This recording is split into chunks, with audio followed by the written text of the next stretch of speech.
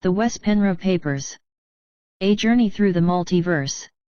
The Second Level of Learning. http://wespenry.com. Humanity's Future, Paper Number 3. Life After the Nanosecond, Part 3. The New Mind. By Wes Penra, Saturday, November 3, 2012. http://wespenry.com, Part 3. 5.1 Gods in the Making. Humans as Creator Gods. We should have become creator gods, or founders, a long time ago, if it wasn't for the trap we've been sitting in. Being too long in 3D has halted our progress rather than sped it up, except for the last 25 plus years. We humans are the essential part of the living library. We have talked about library cards and becoming the guardians of the living library. This is actually what ETS from other places in the universe, monitoring Earth, are waiting for. They need access to the living library, and they need for us to break the code. Once we've broken the code, our full DNA and our full brain capacity supposedly will be developed. Allegedly, this is absolutely necessary for other star beings to take advantage of the library the way it was supposed to be. So the new cosmic mind includes us having access to all 12 chakras, which used to be called 12-strand DNA, 7 chakras in the body and 5 outside of the body. The latter are what I call the cosmic chakras. To become truly multidimensional, that's what we need activated. We also desperately need to get away from the influence of the Syrian Alliance and their mind control techniques and manipulation. Before humans can become guardians again, they apparently need to be open enough to meet the energies of those who are seeking information here. If they are not, how can humans accommodate them? Mankind need to be able to match the frequency of the ETS, or there will be no access for the star beings. We discussed earlier the fact that there are devices placed in secret places on our planet, measuring the overall level of consciousness. When certain levels are obtained, portals leading to information bases directly interconnected with the living library, will be activated. The wingmakers called them tributary zones, and they are storage places of encoded data set up on the 7 continents here on Earth. According to the wingmakers, 2 tributary zones have been found so far. The first one was in New Mexico, the other one is in an unknown location. However, these zones here on Earth are just activator sites, and the real zones are located near the galactic center.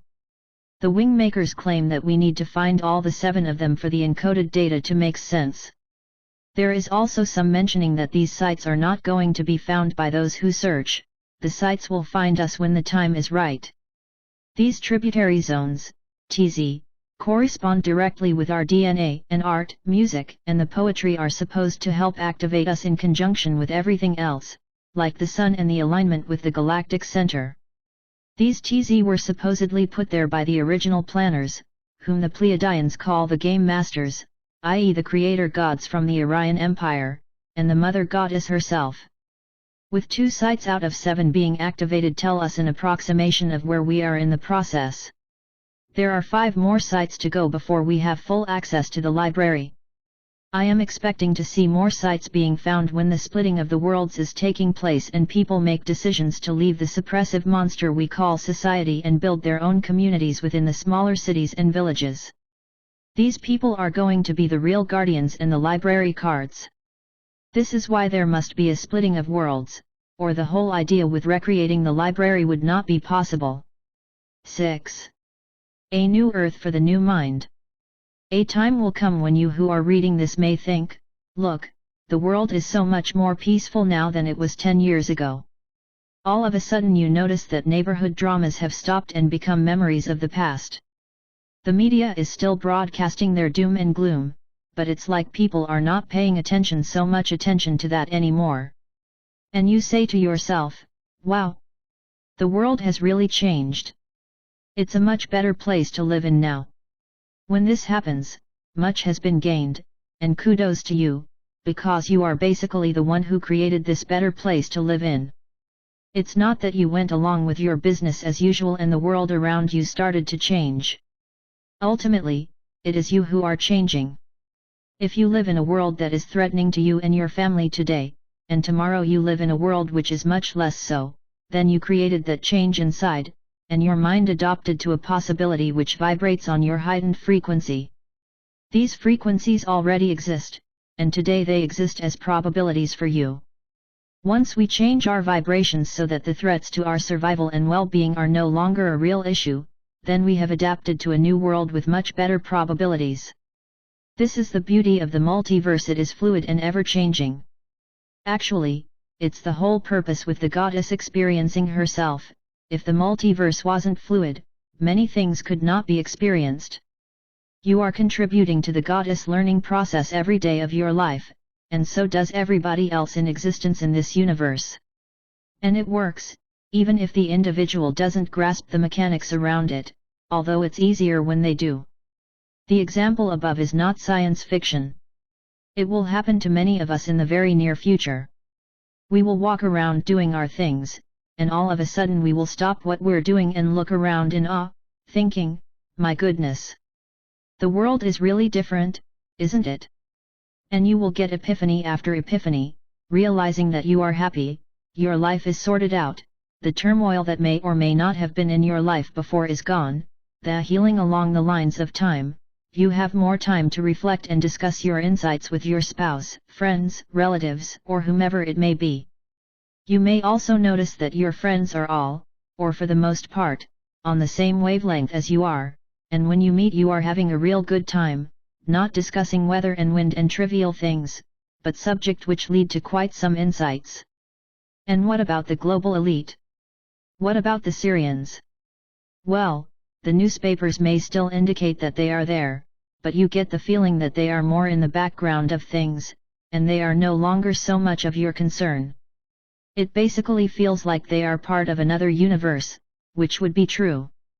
You realize that if you just keep your frequency on the level you are on in this possible future, and raise it even more, happiness will remain and increase in your life, and the shadows of darkness that was overpowering the world before start fading away, slowly but surely. It's like when you quit an old habit, e.g. smoking cigarettes. In the beginning you miss the feeling of having one in your hand, your lungs feel like they are caving in on themselves, and your body is screaming for a smoke. However, with time it gets easier, and after a while you still feel the cravings, but they are not overpowering. A few years down the line, a few seconds of cravings which remind you of your old habits will hit you, but you easily shake them off and they disappear.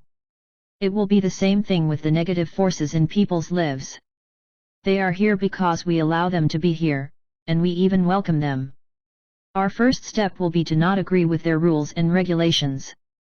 This is really the hardest part, because we have their mind control so deeply rooted within ourselves.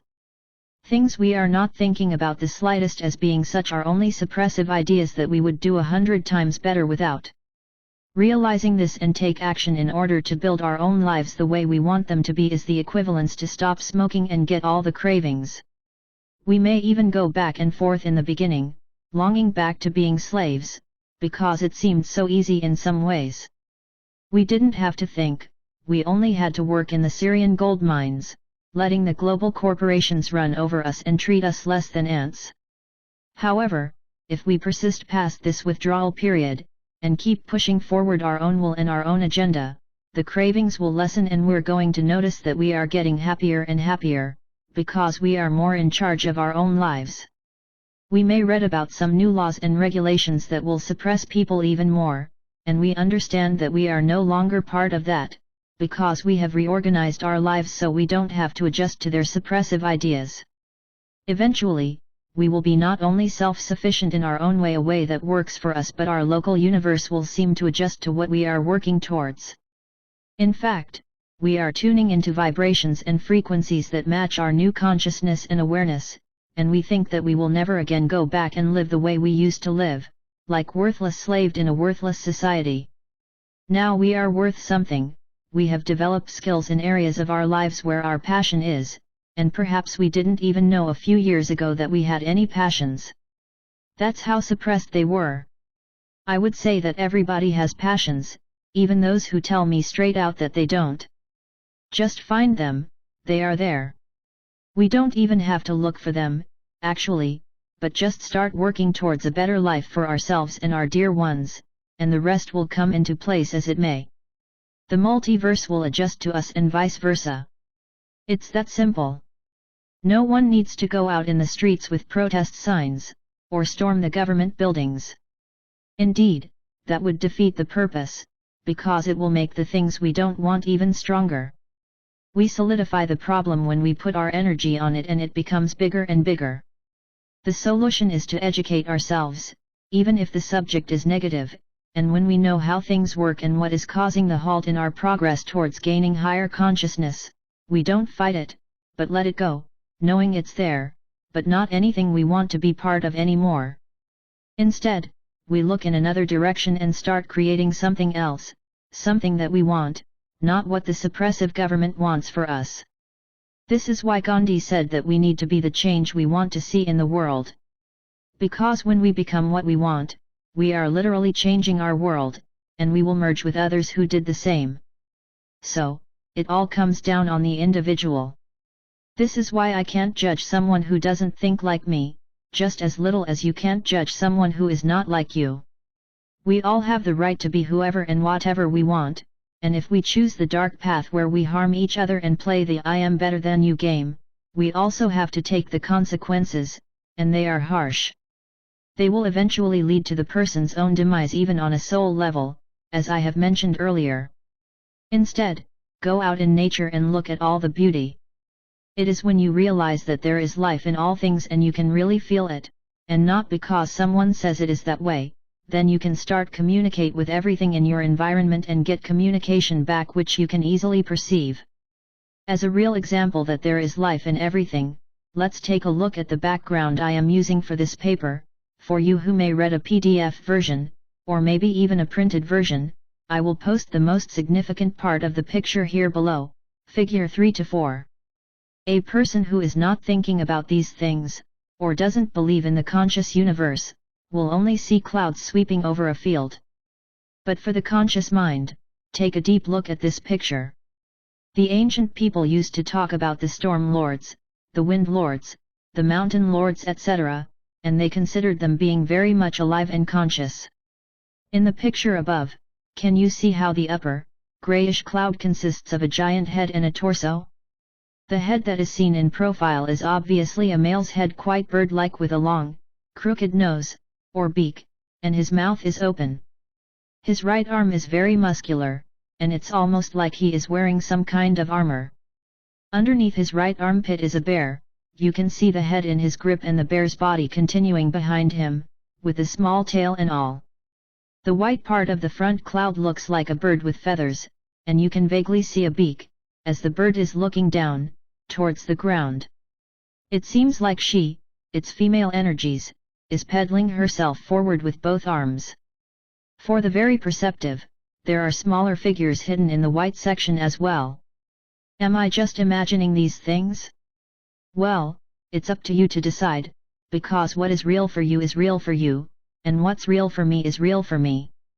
I would suggest that when a big storm is on its way and is getting closer, we can actually talk to it, telepathically, and ask it to please change its path, and that there would be less harm done if it changed its direction and took course elsewhere. J.R.R. Tolkien was right to the point when he described the Ents, which for those who haven't read his books or seen the movies are the tree people. The trees are very much alive and conscious. In fact, they hold an incredible amount of memories. Not only are many trees very old, but they have a genetic memory just like us. And through the soil of the earth they are all connected and share memories all over the planet.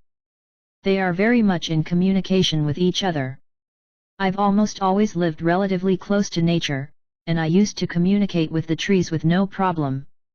They don't talk like you and I, they share their pictures, and sometimes they can even reproduce the sounds of certain incidents that happened in their area a long time ago. I have personally experienced these things, and they were very real. Mankind has so much to look forward to, and the struggle we may still be experiencing as we are healing our timelines may prevent us from realizing what is on the other side of these struggles. Sooner or later, the urge to connect with nature in a telepathic way and become a part of it again will become prominent, and mankind will eventually become one with it. As long as we are humans, nature is our home, and there is where we find happiness and spiritual strength. So, when times get rough and no solution seems to be in sight, take a break and go out in nature and look around. Touch it, smell it, look at it, listen to it, talk to it. After a while, nature washes away the worries and the heavy loads, and life feels lighter again. Then, when you return to reality, the solutions may come to you quicker and easier. 6.1 New communities. When people think of living in new communities, they probably think about leaving their homes, packing things in backpacks and move in with a community around a campfire somewhere, perhaps living a life without any technology whatsoever. Although there will be people who are going to act in such extreme, which is perfectly fine, the community I am talking about may very well be the community you are already living in. You may say to yourself, why do I want to move? I like it here and I don't want to move out in the woods. If this is the case, and you feel that where you are right now is the place you would like to spend your time long after the nanosecond is over, then you probably already are where you are supposed to be. Once we're in the right place, and it could be a small city, or a suburb somewhere, we will soon start to see a lot of people moving out of town and others moving in. There's probably going to be a lot of changes in the next few years. The people who don't meet the frequency will leave, and those from outside who feel that your little town is the perfect place for them, are probably meeting the frequencies of your town. Even if your environment at the moment is already quite nice, and the people are nice as well, there's going to be more of that. It's a big chance that your town will be your community.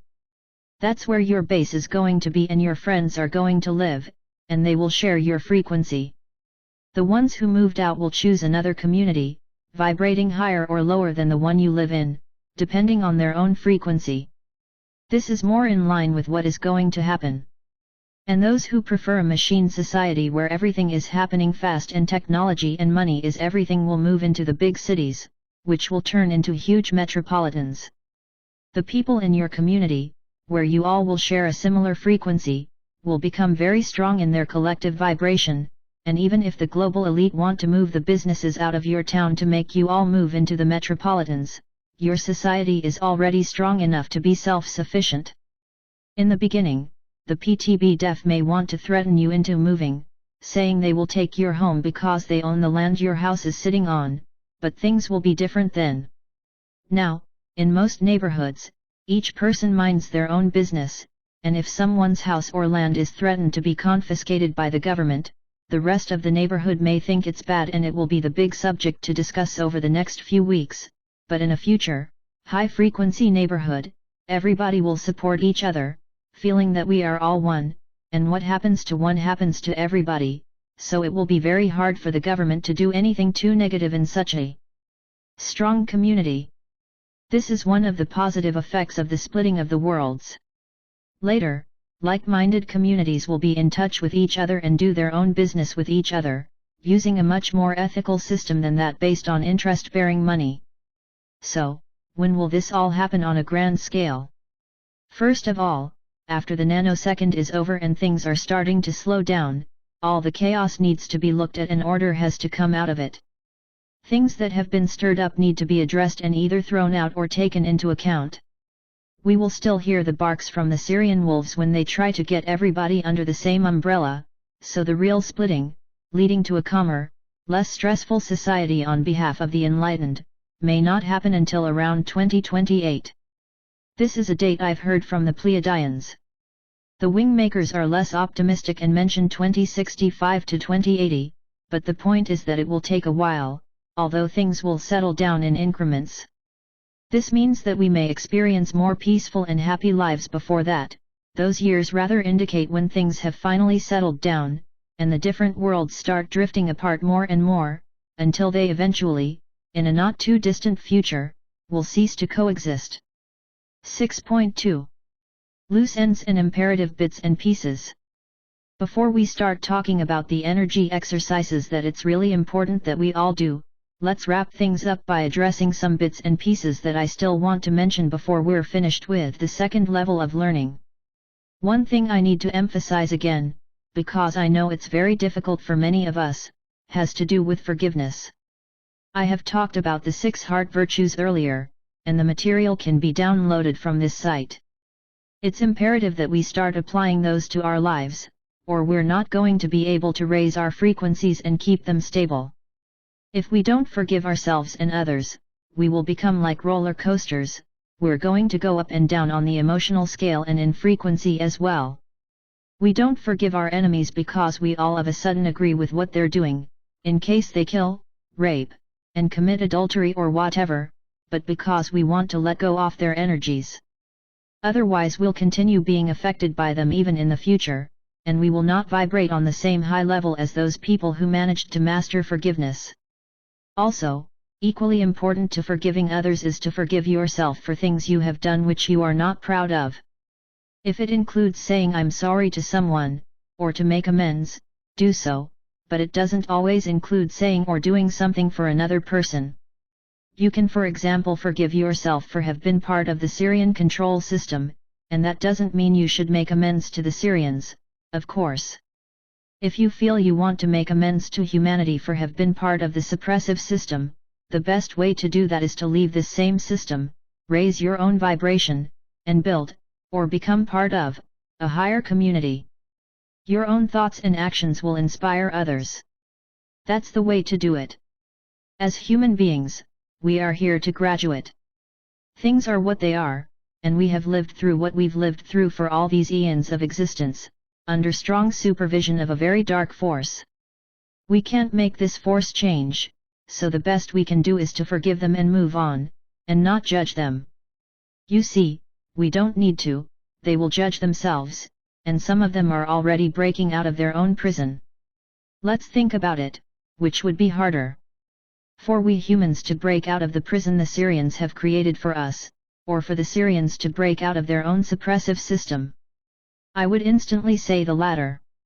Still, there are those who have, the Pleiadians being some of them, while random beings from their society are breaking out just by feeling our new increased human vibrations. There is no better way to help than to work on ourselves. How many times have I said that now? I'm smiling as I'm asking this question, because I know it's important to repeat it. Whatever you do, if you want to lead a happy life, don't hold grudges.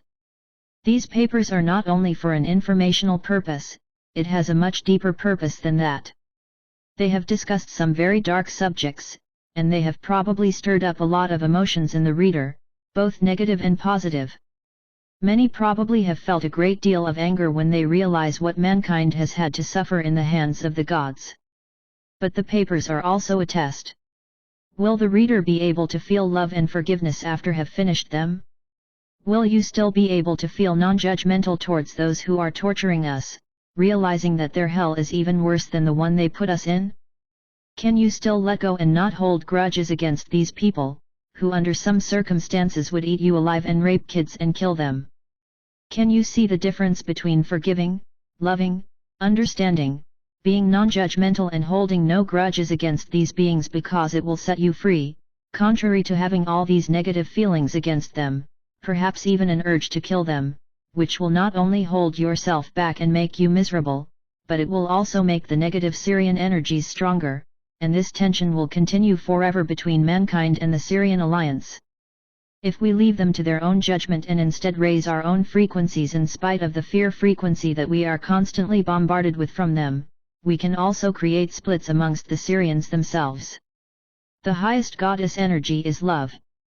Love is in everything that's ever created, and believe it or not, it's in the Syrians as well. They, too, can tune into the love vibration if they wish to and are brave enough to break out of the mind control they themselves are living under. As you can see, there are layers upon layers of existence, and we don't understand them all.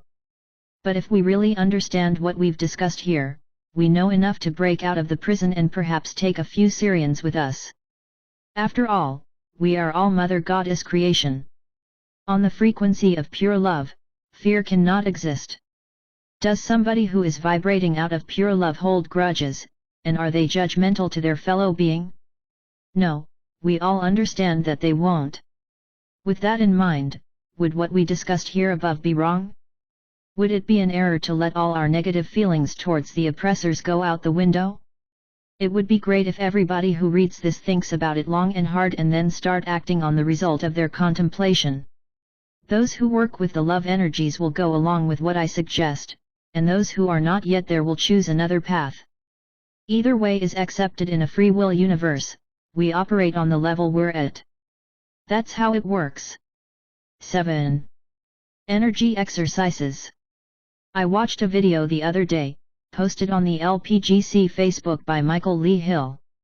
It is on YouTube and is called, "Can Group Meditation Bring World Peace?" Quantum physicist, John Hagelin explains. This is a short, very interesting video.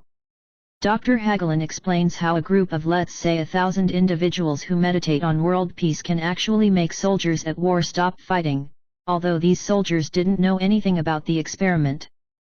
To make sure it was not a coincidence, the experiment has been repeated and showed the same results. This means that the few can affect the outcome of battles and war situations. Of course, the same thing can be used by the global elite to solidify the outcome of events they have orchestrated, as well. They usually accomplish this with dark rituals, which we call black magic. Their magic only works, however, if the people they want to affect are ignorant of what they're doing. What this video clearly shows, and which is the most important part, is that it can be proven that on a sub-quantum level, humanity as a soul group are all one, and we affect each other with our thoughts and decisions. Therefore, meditation and breathing exercises, where we get in contact with the sub-quantum, which is the goddess energies, are extremely important when we want to raise our own frequency and that of our environment, and the whole planet. The good thing is that it won't take long. All we really need to do is to spend 10 to 15 minutes a day, in average, time well invested. Those who feel that prayers work well for them, it's another great way to create a wishful outcome. As long as the prayers are clean, to the point, and do not include purely selfish wishes, they are heard and acted upon. Just like group mediations, group prayers fill the same function and can create the same amazing effects. What method to use is really up to each and everyone, whatever works best for the individual is good enough.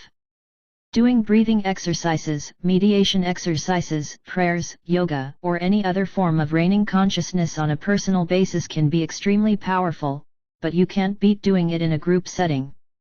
Often, the person does not belong to a group big enough to accomplish the goals, or at least, that's how they feel. Fortunately, there are big groups on the internet who do these things on certain times of the day or week, and anyone is free to join. However, I have a few words of caution. When a lot of energy is released from such joined efforts, the Syrians are very eager to eat that energy up. You may feel very empowered and energized during the session, only to crash shortly afterwards. If this happens, the energy has been stolen by non-physicals. Hence, it's imperative that clear goals are set before the session and that a bubble of protection is created by everybody to safeguard the energy.